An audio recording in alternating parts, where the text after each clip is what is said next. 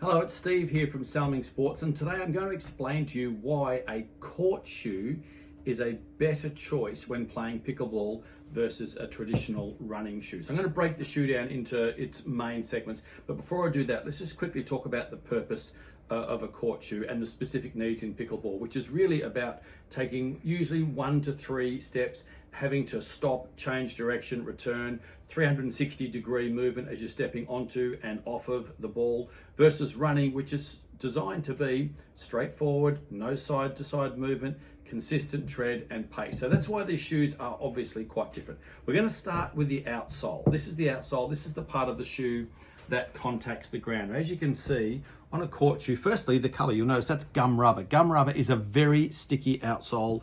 It's designed to give you great traction versus the outsole on a running shoe, which is not designed to stick you to the ground. It's just designed to take the impact and then step forward.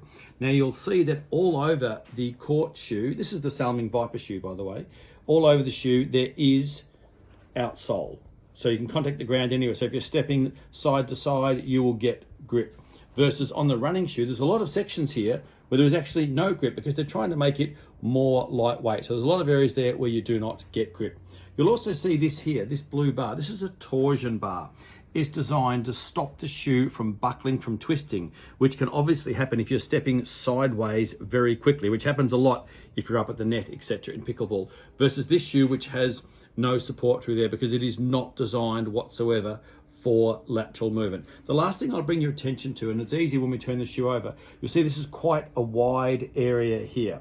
All right, so it is designed so that when you step sideways, you are still going to get a lot of grip. The running shoe by default is narrower because there is no plan for you stepping sideways. Let's now flip to the midsole. This is the really important part of the shoe. This is the midsole in here, which is where all the cushioning is placed, the same in the running shoe. And of course, this is important because in pickleball, we often put our feet down hard and fast. We need to stop, get our position and change and return. So the cushion is consistent all the way through the court shoe.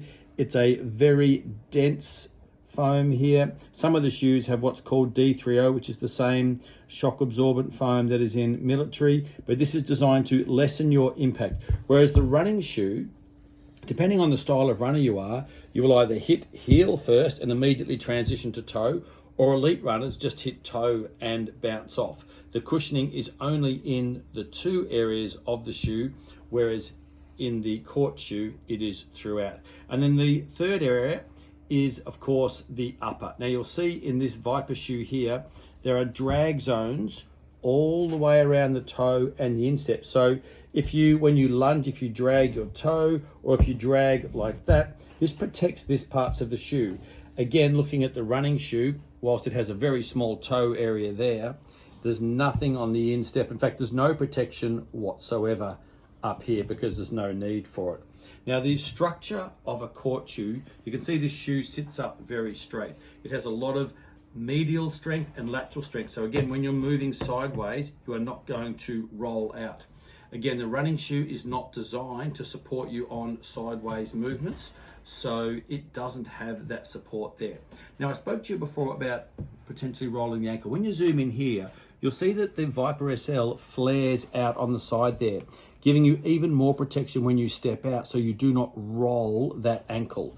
Obviously, a running shoe does not have that. It is not built to cater for you suddenly changing direction. Also, in an upper of a court shoe, you can see a lot of padding around the ankle here. It is designed to hold your ankle in because there's a lot of movements when we're playing pickleball, forwards, backwards, sideways, and they're quick movements. And so we need that ankle held in very tight. Whereas the running shoe, we do not want the ankle held in tight. We want that to be able to flex through there so they can run through. So look, that just gives you a quick oversight of the purpose specifics of a court shoe versus a running shoe. And if you're serious about your pickleball, or if you need to look after your ankle, knee, hip, or even lower back, then a court shoe will do that significantly better than what a traditional running shoe will.